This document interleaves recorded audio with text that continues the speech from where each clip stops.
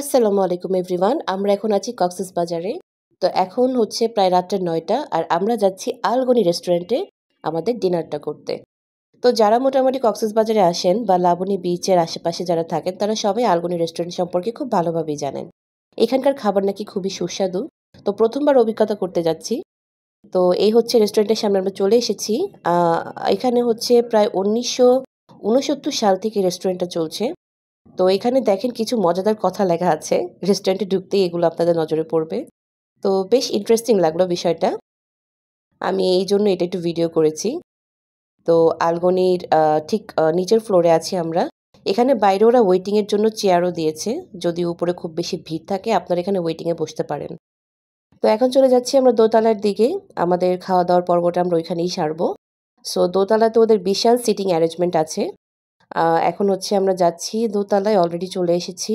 আমরা প্রায় ৯টা তো আমরা বের হয়েছিলাম। আমাদের যেতে, যেতে প্রায় ৯:৩০ বেজে গিয়েছিল। তারপরও সেই হিসেবে মোটামুটি ভালোই ভিড় ছিল ওইখানে। তো আমরা অ্যাকচুয়ালি ২ জনের বসার জন্য কোনো জায়গা পাচ্ছিলাম না। ফ্যামিলি সিটগুলো খালি ছিল। তো অনেক খোঁজাখুঁজির পরে প্রায় ৪-৫ মিনিট খোঁজাখুঁজির পরে আমরা আমাদের বসার জন্য একটা জায়গা পেলাম। ঠিক একদম রেস্টুরেন্টের কর্নারে।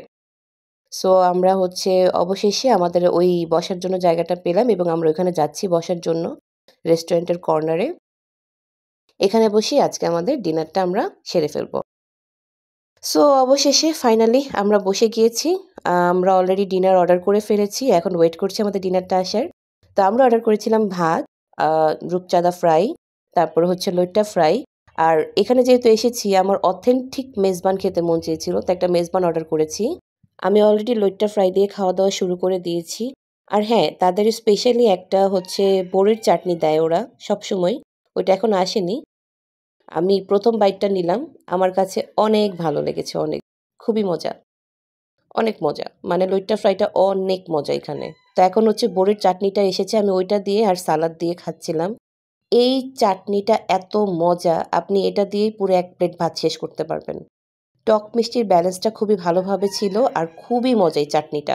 এটা আমাদের ১ বাটি দিয়েছিল পরে আমি আরেক বাটি নিয়ে খাওয়া-দাওয়া শেষ করে খেয়েছিলাম বসে, বসে।